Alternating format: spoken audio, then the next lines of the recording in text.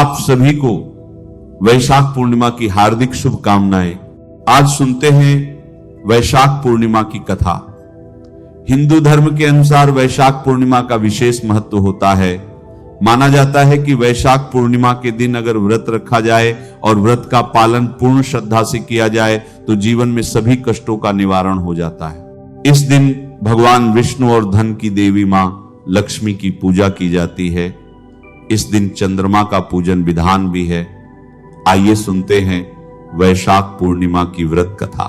द्वापर युग में यशोदा ने भगवान कृष्ण से कहा, कृष्ण तुम सारे संसार की उत्पत्ति करते हो, आज तुम मुझे एक ऐसे व्रत के बारे में बताओ जिससे स्त्रियों को मृत्युलोक में विधवा होने का दुख न रहे। यह व्रत सभी मनुष्यों की मनोकामना को पूर्ण करने वाला हो। यह सुनकर भगवान श्री कृष्ण ने कहा, मैया आपने मुझे बहुत सुंदर प्रश्न पूछा है, मैं आपको विस्तार पूर्वक बताता हूं। सौभाग्य की प्राप्ति के लिए स्त्रियों को 32 पूर्णिमाओं का व्रत करना चाहिए। इस व्रत को करने से स्त्रियों को सौभाग्य, संपत्ति आदि की प्राप्ति होती है और संतान की रक्षा होती है।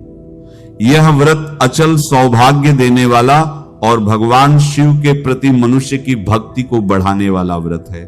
तब मां यशोदा ने कहा, कृष्ण सर्वप्रथम इस व्रत को मृत्युलोक में किसने किया था, इस विषय में विस्तार पूर्वक बताओ। तब श्री कृष्ण भगवान कहते हैं, इस भूमंडल पर एक अत्यंत प्रसिद्ध राजा चंद्रहास था, जिसके राज्य में कार्तिक नाम का एक सुंदर नगर बसा हुआ था। वहां पर धनेश्वर नाम का एक ब्राह्मण निवास करता था। उसकी पत्नी अति सुशीला और रूपवती स्त्री थी। दोनों ही उस नगरी में बड़े प्रेम से निवास करते थे। घर में धन धान्य आदि की कोई कमी नहीं थी। उनको बस एक ही बड़ा दुख था कि उनके यहां कोई संतान नहीं थी। इस दुख से वे बहुत दुखी रहा करते। एक समय उस नगर में एक योगी आया। वह योगी उस ब्राह्मण के घर को छोड़कर सभी घरों से भिक्षा मांगकर भोजन किया करता। ब्राह्मण के यहां से वह कभी भिक्षा नहीं लेता। उस योगी ने धनेश्वर से भिक्षा नहीं ली और दूसरे घरों से भिक्षा लेकर गंगा के किनारे जाकर बड़े प्रेम से खाने लगा। तब धनेश्वर ने ऐसा करते देखा और अपनी भिक्षा की अनदेखी से दुखी होकर उस योगी के पास गया और बोला, महात्मा आप सभी घरों से भिक्षा लेते हैं लेकिन मेरे घर से भिक्षा कभी नहीं लेते, इसका क्या कारण है? तब योगी ने कहा, निसंतान के घर की भिक्षा नहीं लेते, वहां का अन्न जल पापी के समान होता है। तुम भी निसंतान हो, तुम्हारे यहां कोई संतान नहीं है, पापी जानकर इसी कारण मैं तुम्हारे घर की भिक्षा नहीं लेता हूं, निसंतान के घर की भिक्षा नहीं लेता हूं। धनेश्वर यह सुनकर अपने मन में बहुत दुखी हुआ और हाथ जोड़कर योगी के पैरों पर जा गिरा। उसने बहुत ही आतुर भाव से उस योगी से कहा, महाराज ऐसा है तो आप मुझे कोई ऐसा उपाय बताइए कि मुझे भी पुत्र की प्राप्ति हो जाए। आप सब कुछ जानने वाले हैं, आप मुझ पर कृपा करें।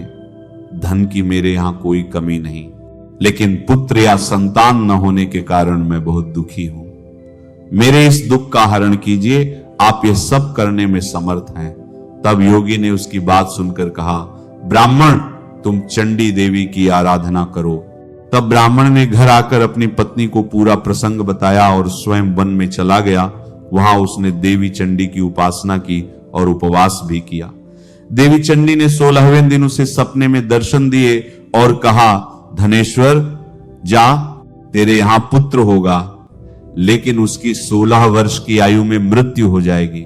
यदि तुम दोनों स्त्री पुरुष 32 पूर्णिमाओं का व्रत पूरे श्रद्धा पूर्वक और विधि विधान से करोगे तो वह दीर्घायु हो जाएगा। जितनी तुम्हारी समर्थ हो उतने आटे के दीपक बनाकर शिव जी का पूजन करना। प्रातः काल इस स्थान के समीप एक आम का वृक्ष दिखाई देगा, उस पर चढ़कर फल तोड़कर शीघ्र अपने घर ले जाना और अपनी पत्नी को सारा वृत्तांत बताना। ततु स्नान करने के बाद वह स्वच्छ होकर भगवान शंकर जी का ध्यान करके वह फल खा ले, तब भगवान शंकर की कृपा से उसका गर्भ ठहर जाएगा। जब ब्राह्मण प्रातः काल उठा तो उसने उस स्थान के पास एक आम के वृक्ष को देखा जिस पर बहुत सुंदर आम का फल लगा हुआ था। उस ब्राह्मण ने आम के पेड़ पर चढ़कर उस फल को तोड़ने का प्रयत्न किया, लेकिन वह असफल रहा। तब वह भगवान गणेश की वंदना करने लगा। इस प्रकार भगवान गणेश जी की कृपा से धनेश्वर ने आम का फल तोड़ लिया और अपनी स्त्री को लाकर वह फल दे दिया। धनेश्वर की स्त्री ने कहे अनुसार वह फल खा लिया और वह गर्भवती हो गई। देवी जी की असीम कृपा से उसे एक पुत्र की प्राप्ति हुई, जिसका नाम उन्होंने देवदास रखा। भवानी की कृपा से वह बालक पढ़ने में भी बहुत होशियार था। देवी की आज्ञा अनुसार उन्होंने 32 पूर्णिमाओं का व्रत रखना शुरू कर दिया, जिससे उसके बालक की दीर्घायु हो जाए। 16वां साल लगते ही देवदास के पिता को बहुत चिंता हो गई कि कहीं उनके पुत्र की मृत्यु इस साल न हो जाए। इसलिए उन्होंने अपने मन में विचारा कि यह दुर्घटना उनके सामने हो गई तो वे सहन नहीं कर पाएंगे। तो उन्होंने देवदास के मामा को बुलवाया और कहा कि देवदास को 1 वर्ष के लिए काशी ले जाकर विद्या का अध्ययन कराए और उसे वहां कभी भी अकेला न छोड़े। इसलिए तुम साथ जाओ और 1 वर्ष बाद वापस लौट आना। सारा प्रबंध करके उनके माता पिता ने देवदास को घोड़े पर बैठाकर मामा के साथ भेज दिया, किंतु यह बात उसके मामा या उसे पता नहीं थी। धनेश्वर ने अपनी पत्नी के साथ माता भगवती के सामने मंगल कामना और दीर्घायु के लिए आराधना की और पूर्णिमाओं का व्रत करना आरंभ कर दिया। इस प्रकार उन्होंने 32 पूर्णिमाओं का व्रत पूरा किया। एक दिन वे मामा भांजा रात्रि बिताने के लिए गांव में ठहरे। वहां पर एक ब्राह्मण की सुंदर लड़की का विवाह होने वाला था। जहां बारात रुकी थी वहां पर देवदास और उसके मामा ठहरे हुए थे। इसके बाद लड़की ने देवदास को देखा और मन ही मन उसे अपना पति मान लिया। उसने उससे विवाह करने के लिए कहा, लेकिन देवदास ने उसे अपनी आयु के बारे में बताया, पर लड़की नहीं मानी। उसने कहा, जो आयु आपकी होगी वही मेरी भी होगी। हे स्वामी, आप उठिए और भजन कीजिए। इसके बाद उस लड़की ने देवदास से विवाह कर लिया और देवदास और उसकी पत्नी दोनों ने साथ में भजन किया। सुबह देवदास ने अपनी पत्नी को 3 नागों से जुड़ी एक अंगूठी और रुमाल दिया और कहा, मेरा मरण और जीवन देखने, क्योंकि उसकी माता ने पहले ही 32 पूर्णिमाओं का व्रत पूरा कर लिया था। इसके बाद काल स्वयं वहां आया और उसके शरीर से प्राणों को निकालने का प्रयत्न करने लगा, जिससे देवदास मूर्छित होकर पृथ्वी पर गिर पड़ा। भगवान की कृपा से माता पार्वती और शंकर जी वहां पर आए। माता पार्वती ने शंकर जी से कहा, इसकी माता ने पहले ही 32 पूर्णिमाओं का व्रत कर लिया है, आप इसे प्राण दान दें। इस प्रकार शिव जी ने उसे प्राण दान दे दिए और काल को पीछे हटने को कहा। देवदास स्वस्थ होकर पुनः बैठ गया। उधर उसकी स्त्री काल की प्रतीक्षा करती थी। जब उसने देखा कि पुष्प वाटिका में पुष्प और पत्ते नहीं रहे तो उसे अत्यंत आश्चर्य हुआ, लेकिन जब वाटिका हरी भरी हो गई तो वह जान गई कि उसके पति को कुछ नहीं हुआ। यह देखकर वह मन में बहुत प्रसन्न हुई और उसने अपने पिता से कहा, पिताजी, मेरे पति अभी भी जीवित हैं, आप उन्हें ढूंढिए। 16 साल बीत जाने पर देवदास अपने मामा के साथ काशी से वापस चल दिया। उधर उनके ससुराल से उनको ढूंढने जाने ही वाले थे कि वे मामा भांजा वहां पहुंच गए। ससुर ने उनको अपने घर में ले लिया और नगर निवासी वहां एकत्रित हो गए। उन्होंने निश्चय किया कि इस कन्या से बालक का विवाह हुआ है और कन्या ने भी लड़के को पहचान लिया है।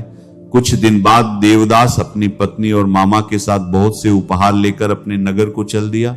जब वह गांव के निकट आया तो लोगों ने देखा और उनके माता पिता को खबर दी, तुम्हारा पुत्र देवदास अपनी पत्नी और मामा के साथ आ रहा है।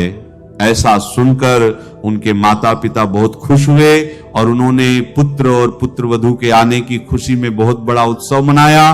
तब भगवान श्री कृष्ण जी ने कहा कि धनेश्वर ने 32 पूर्णिमाओं के व्रत के प्रभाव से पुत्रवान हुआ।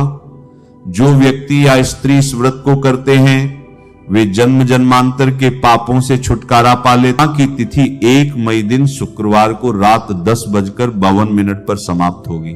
इसके बाद में प्रतिपदा तिथि प्रारंभ होगी।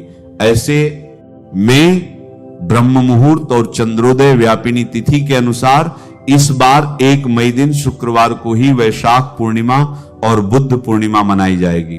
पूर्णिमा का व्रत केवल इसी दिन रहेगा और इस दिन ब्रह्म मुहूर्त होगा सुबह 4:20 से 5:08 तक, जो कि सुबह स्नान करने, पूजा पाठ करने, जप करने के लिए शुभ माना जाता है।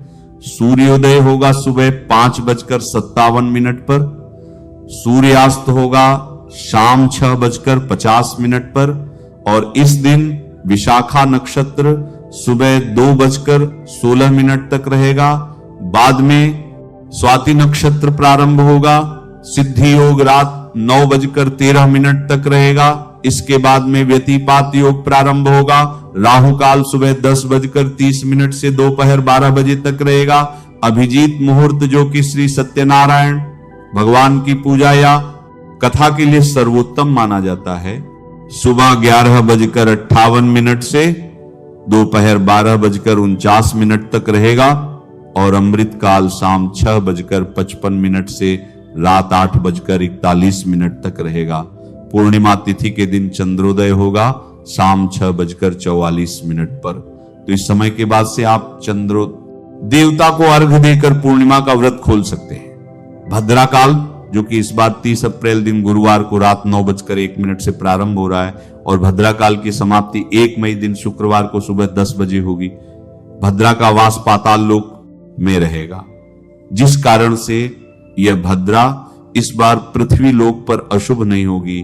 पूजा पाठ संबंधी या अन्य जो भी कार्य आप इस दौरान करना चाहते हैं वह भद्रा काल में भी कर सकते हैं, क्योंकि जब भद्रा का वास मृत्यु लोक यानी पृथ्वी लोक में होता है तभी वह पृथ्वी लोक में अशुभ मानी जाती है, कार्यों में विघ्न डालने वाली मानी जाती है। पूर्णिमा तिथि पूरे महीने में सबसे पवित्र दिनों में से एक मानी जाती है, इसलिए इस दिन तामसिक चीजों का सेवन नहीं करना चाहिए और इस दिन अपने अपने आराध्य देवी देवताओं का पूजन करके अपनी सामर्थ्य के अनुसार दान दक्षिणा देनी चाहिए।